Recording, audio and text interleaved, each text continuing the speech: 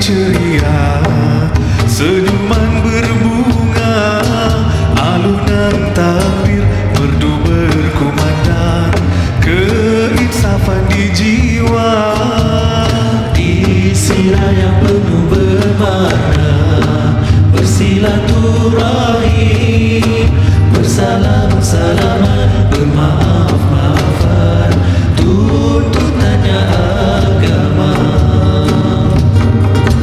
Ketupat di meja, rendang dan lodeh pun ada, sambal dan dodol, lemang dan serunding, makanan beraneka. Bersyukur pada Ilahi, raikan kejayaan dinanti, melawan nafsu sebulan lamanya di Ramadan yang mulia. maafkanlah jika ada silap terkata, Ampunkanlah segala dosa-dosa lama, satukanlah hati ini sebagai hamba.